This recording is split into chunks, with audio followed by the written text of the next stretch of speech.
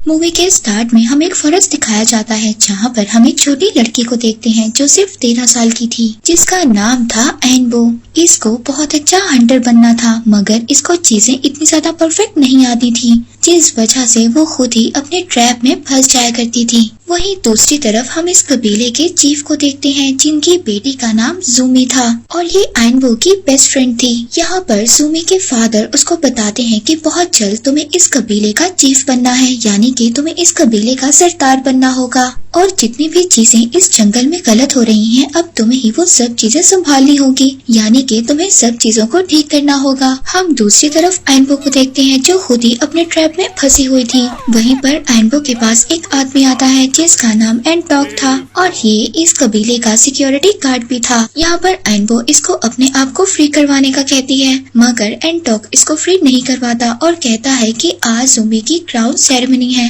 और तुम उसमें नहीं पहुंच पाओगी। वहाँ पर जूमी अपनी बेस्ट फ्रेंड का वेट कर रही थी, मगर वो नहीं आ पाती क्योंकि वो तो फॉरेस्ट में फंसी हुई थी। अब यहाँ पर एनबो जब बचने की कोशिश कर रही थी तभी उसको 2 स्पिरिट्स दिखती हैं जो कि एनिमल्स की थी और ये एनिमल की ऐसी स्पिरिट्स थी जो बोल भी सकती थी। ये इसको एनबो को यहाँ पर बताती हैं कि ये एक गार्डियन स्पिरिट्स हैं। पहले तो इस बात पर एनबो को बिल्कुल भी बिलीव नहीं होता, मगर जब ये दोनों एनिमल इसकी मदद करते हैं तो ये समझ जाती है और कहती है कि तुम दोनों मेरे साथ मेरे जंगल में चलो ताकि मैं तुम्हें सभी से मिलवा सकूं। और तभी जंगल में हम देखते हैं कि जूमी की क्राउन सेरेमनी चल रही थी, मगर अभी भी एनबो यहाँ पर नहीं आ पाई थी और इसी वजह से जूमी बहुत ज्यादा परेशान थी और वो एनबो से बहुत ज्यादा नाराज थी कि उसकी बेस्ट फ्रेंड उसकी क्राउन सेरेमनी में नहीं आई थी। अब जब एनबो सेरेमनी में पहुंच जाती है तो यहाँ पर सबसे पहले एटॉक तो ये सोचता है कि एनबो ऐसे कैसे बच गई और वहाँ पर आकर वो सबसे कहती है कि मैं तुम्हारे लिए बहुत ही ब्यूटीफुल गिफ्ट लाई हूँ। वो सभी को बताती है कि मैं अपने साथ गार्डियन स्पिरिट्स को लेकर आई हूँ, मगर कोई भी इसकी बात पर बिलीव नहीं करता।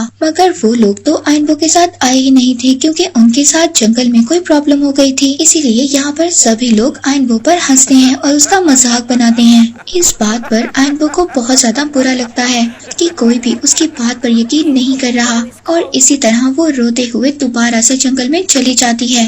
उसको एक ट्री के नीचे बैठना बहुत ज्यादा पसंद था। तभी वहाँ पर वो दोनों एनिमल्स भी पहुँच जाते हैं जिन एनिमल्स ने एनबो की मदद की थी और यहाँ पर आकर ये एनबो से माफी भी मांगते हैं। इन लोगों के दरमियान में आपस में बात होती है। वो एनबो को बताते हैं कि तुम्हारे जंगल पर एक कर्ज है और वो कर्ज एक याकुराना का कर्ज है जिसकी वजह से सभी लोग आहिस्ता आहिस्ता मर रहे हैं। अब इस चीज का कर्ज एनबो कहती है कि वो खुद हटाएगी। एनबो पहुंच जाती है अपनी बेस्ट फ्रेंड जूमी के पास और सबको जाकर उसको बताती है, मगर उसकी बेस्ट फ्रेंड तो उस पर बिलीव ही नहीं करती।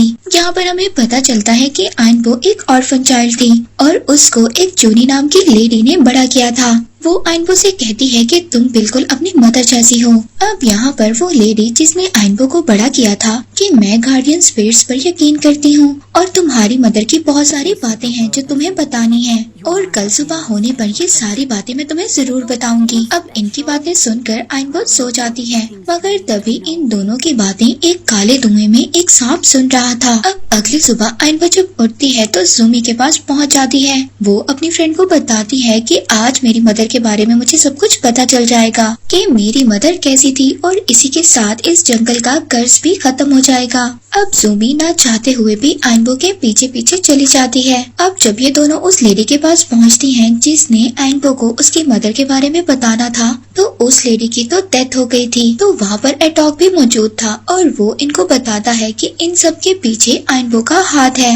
एनबो की वजह से ही हमारे जंगल पर कर्ज लगा है। अगर एनबो हमारा जंगल छोड़कर चली जाएगी तो ये कर्ज भी चला जाएगा। ये सभी बातें सुनकर एनबो को बहुत ज्यादा बुरा लगता है और वो रोते हुए यहाँ से चली जाती है। अब इन सब बातों के बारे में जूमी एटॉक को डांटती है और कहती है कि तुम्हें ऐसा नहीं करना चाहिए था, मगर एटॉक यहाँ पर जूमी से कहता है कि मैं फॉरेस्ट में जाऊंगा और एनबो को पकड़ कर ले आऊंगा और उसको मार दूंगा। जूमी कहती है कि इस जगह की लीडर मैं हूँ और मैं तुम्हें ये ऑर्डर देती हूँ कि तुम ऐसा कुछ भी नहीं करोगे। मगर एटॉक जूमी की तो कोई भी बात नहीं मानता और वो एनबो को ढूंढने के लिए जंगल में चला जाता है। यहाँ पर उसी लेडी ने एनबो को बताया था कि इस गाँव का कर्ज तोड़ने के लिए तुम्हें मोर्टेलो मामा से मिलना होगा। वो उसको आगे की सभी चीजें बता देंगी आइनबो जब एक ट्री के पास पहुंचती है तो वहाँ पर उसको एक टर्टल मिलता है। अब आइनबो ये सोचती है कि ये सारी चीजें मोर्टेलो मामा तक पहुंचने की निशानियां हैं और अब वो अकेले ही मोर्टेलो मामा से मिलने के लिए निकल पड़ती है। अब चलते चलते जंगल में जब उसको भूख लगती है तभी वो एक फ्रूट तोड़ने लगती है,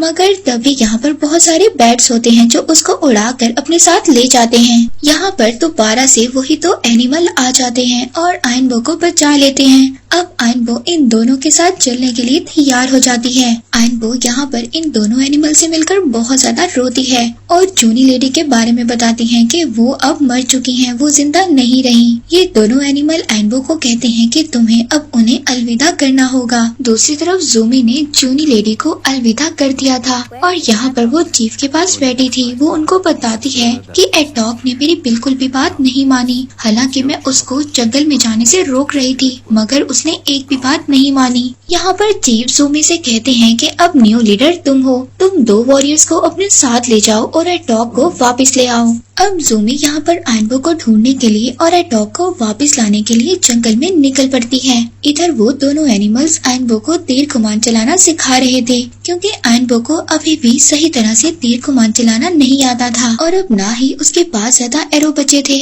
मगर उन दोनों एनिमल्स में से एक एनिमल उसको एक एरो देता है और कहता है कि ये आगे जाकर तुम्हारे काम आएगा। अब ये सब लोग एक वाटरफॉल की तरफ पहुंच चुके थे। उस वाटरफॉल के दूसरी साइड पर जाने के लिए सबको मनाही थी, क्योंकि यहाँ पर याकुराना रहा करता था। याकुराना एक इविल स्पिरिट थी। अब आइनबो जब नदी की दूसरी साइड पर पहुँचती है तो वहाँ पर वो कुछ इंसानों को देखती है और उनके साथ बहुत सारी मशीनें थी जो फॉरेस्ट में माइनिंग करने के लिए निकली थी। और इसी के साथ यहाँ पर काम करता हुआ एक साइंटिस्ट भी आइनबो को देख लेता है। वो साइंटिस्ट इसको हिप्नोटाइज कर ही चुका था, मगर तभी वहाँ पर दोनों एनिमल आकर आइनबो को बचा लेते हैं। अब ये तीनों उस साइंटिस्ट से अपनी जान बचाते हैं और यहाँ से भाग जाते हैं, क्योंकि उस साइंटिस्ट के अंदर याकुराना की स्पिरिट थी। मगर अब क्योंकि इन तीनों के पास कोई और ऑप्शन नहीं था, इसलिए वो पानी में कूद जाते हैं। अब यहाँ पर एडॉग आइनबो को पकड़ लेता है। अब यहाँ पर एडॉग आइनबो को पकड़ लेता है और उसकी आंखों पर पट्टी बांधकर उसको कहीं दूर ले जाता है, क्योंकि एडॉग साइंटिस्ट से पहले मिल चुका था। मगर आइनबो यहाँ से जैसे तैसे कर एडॉग से अपना पीछा छुड़वाती है और यहाँ से भाग जाती है। अब जैसे ही वो वहाँ से भागती है, पूरे जंगल के अंदर एक हलचल होती है और जमीन में एक बहुत बड़ी दरार आ जाती है और आइनबो इस दरार के अंदर जाकर एक गहरे पानी में गिर जाती है।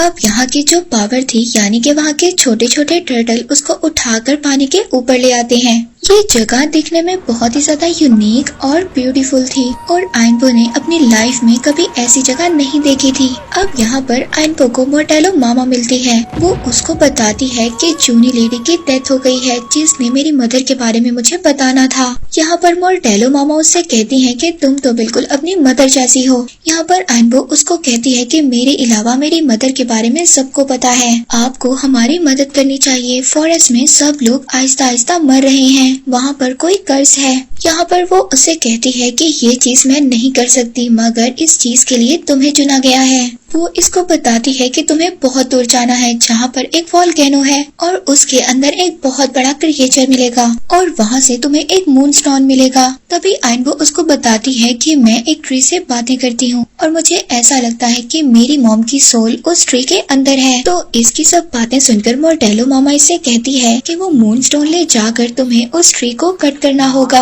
अब आइनबो यहाँ पर अकेले ही निकल जाती है उस बड़े से वॉल्केनो पर चढ़ने के लिए। आइनबो रास्ते में इतनी ज्यादा थक जाती है कि वो गिर जाती है, मगर तभी उसको रास्ते में वो दोनों एनिमल मिल जाते हैं और यहाँ पर भी वो दोनों एनिमल आइनबो की मदद करते हैं। वो कहते हैं कि अगर तुम्हें उस बड़े से जायंट क्रिएचर से मिलना है तो तुम्हें उसके लिए एक प्यारा सा गिफ्ट लेकर जाना होगा, नहीं तो वो तुम्हें कभी भी मून स्टोन नहीं देगा। वो दोनों उसको मशवरा देते हैं कि तुम इस ट्री को अपने साथ ले जाओ। अब वो दोनों एक कट के ऊपर उस ट्री को बांध देते हैं। अब आइनबो भी उसको धक्का लगाते हुए बड़ी सी वॉल्केनो की तरफ पहुंच जाती है, मगर रास्ते में वो कर्ट नीचे गिर जाता है। इन लोगों को फिर से मेहनत करनी पड़ती है और उस कर्ट को दोबारा से ऊपर लेकर जाना पड़ता है। वहीं पर दूसरी तरफ सुमी वॉरियर्स के साथ जंगल में आ गई थी एडॉग और आइनबो को ढूंढने के लिए। तभी वहाँ पर उसको एडॉग और वही साइंटिस्ट मिलता है।